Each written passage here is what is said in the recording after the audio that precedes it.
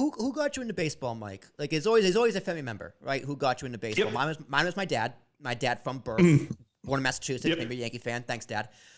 So who is that? Wait. Your dad was born in Massachusetts. No. Fan? I was born in Massachusetts. My dad was born in Summit, New Jersey. So okay. Yeah, that was rough. So who is that person that got you into baseball? So it was my mom's father, my grandfather, George Roncombe, was a huge baseball fan. And I mentioned already, grew up in a minor league town in Rochester. We had the AAA affiliate of, at the time, the Baltimore Orioles, which is the other team called the Rochester Red Wings. Mm-hmm. Started going to games with my grandfather when I was probably, the first one I remember and have a program from, became a big program hog, is from 82. So I was probably 7 at that point. But he used to take me 15, 20 times a year. And really, he was only a guy, about 5'3", 5'4", little Italian guy, but had played a lot of sandlot ball growing up. And I was, as his eldest grandchild, I was the one he shared his love for the game with. So we'd go to Silver Stadium. Nice. That's a good story. Allan, who's your person? My father, played baseball, played softball. I remember as a kid being a bat boy for a softball team. And then when I started playing Little League, he started coaching my team when I was, 7, 8, 9 years old. Coached me through high school. He was always on his team.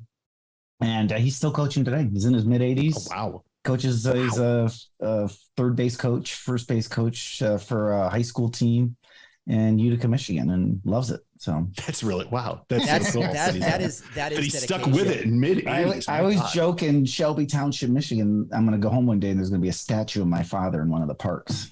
Well, there should be, right? Yeah. You went that long, but baseball is a game that, it's always with you. Baseball is always with me. I'm always thinking about baseball. I do like the off season. I don't get as many notifications on my phone for Yankee scores, but they still send me a bunch of other things I don't care about. So there's always that. Did you guys play growing up? I wasn't good. I did. I was not good at baseball, but I can say 12 years old, we did win it all. And I was on the mound for that last strike 3. It was a ball 4, but they called it strike 3. Mounded on the mound.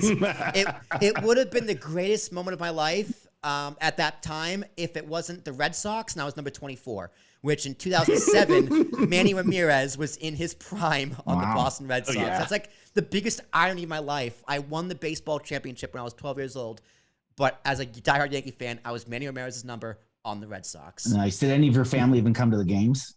Oh yeah, of course. Traitor. Well, that was tough because my father was very, it was busy. He was an accountant, so he worked at 9 to 5. So, but he wanted to be involved. He never had time to head coach because he couldn't do practices and do all that stuff.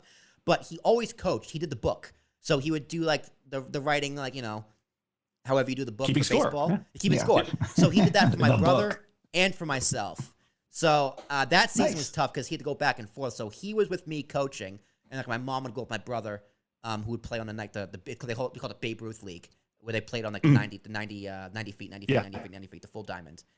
So, any childhood memories? Mike? Were you good at baseball? What position did you play? I was a first baseman / third baseman / pitcher. I played through high school and college. I wasn't particularly good though. I was really slappy. Could always get the ball in play. And at the time I was probably about 80 pounds lighter than I am now.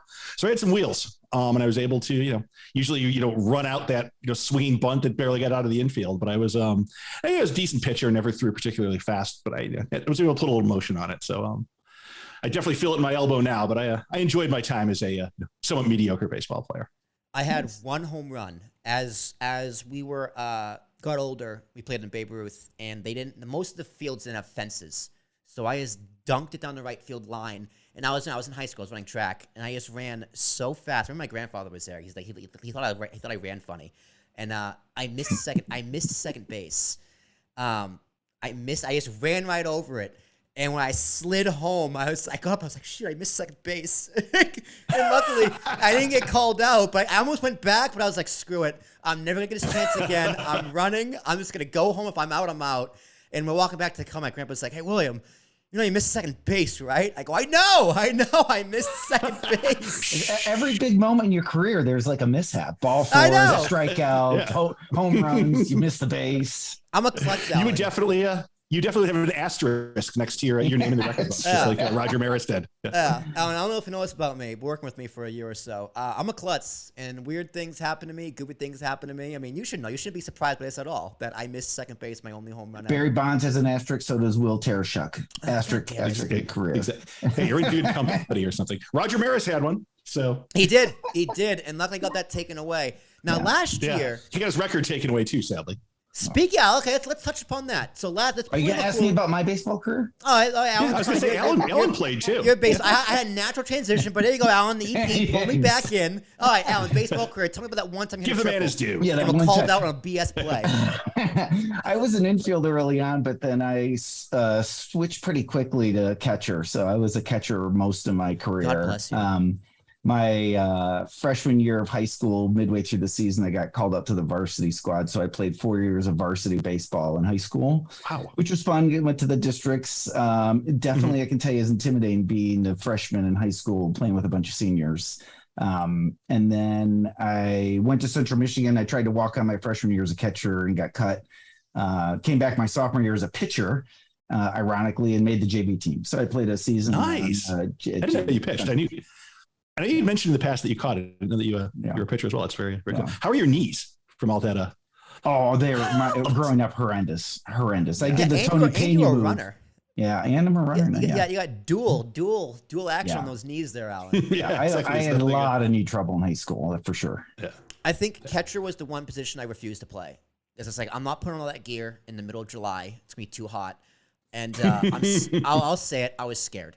I was too scared to be a catcher. Is it's like either the ball's gonna hit me right in the knee, or this bat's gonna hit me in the face. So I'm gonna break a hand, or someone's gonna slide and cleat me in the. This gonna iron spike me. Right. See, I was just the opposite. I was like, God, I want to be in the infield and have a ground ball. You know, when you play little league or high school baseball, the fields are horrendous. You know, I don't want to get hit in the face by a ball. So I'm putting all this equipment on. I'm going to protect myself. It's just the opposite. So, and nobody else wanted to do it. So it was one of those things like, well, I'll do it. I don't care. You guys remember your last game? Way to step up. My last game? Yes, I do. I do at Central. Yeah, I remember it very well. Anything? So like my last game, playoffs, we're losing. And on this last inning, we have a small chance for a rally. Rally caps. I don't believe in rally caps, but everyone else had a rally cap on. Rally caps are stupid. But I'm looking at the lineup, the card. I'm like, uh-oh, I'm coming up soon. And it was like, run on second, game's over. But 2 outs, I come up, and I go, I refuse to end my career striking out. I struck out a lot. And I get up there. Nothing to lose. My last plate appearance ever. And I demolish this ball. I mean, it's probably the hardest ball I ever... Like, you ever see Vlad Guerrero where the ball bouncing still hit out of the baseball park? It was like one of those. Just gone. And deep center field, this kid, he's playing deep anyway. I don't know why. And I swear to God, he goes like this, and the ball just lands in his glove. And I'm rounding first base, see him catch it, and just drop to my knees. And I go, that's how my baseball career ends. And looking back, I don't think I'd have it any other way because I'm never going to forget it. Not a bad story. Definitely not. Pretty good. Yeah. I thought you were going to say you stepped into the pitch and got hit by it. No, I should have. That's what I should have done. But it was funny because, like, in Little League, you play from T-ball, which is 5 or 6, to 12. And then 13, 14, 15 was Babe Ruth. I never played T-ball. My dad wouldn't let me. Why not? I do remember that. No, T-ball was good. The scores you used to get in T-ball were insane. Like, I remember one year we had a game, I think it was 51-16 was the final score in T-ball. It was just insane. I played, I did start with T-ball. I played 2 years of T-ball before switching to coach pitch and everything else.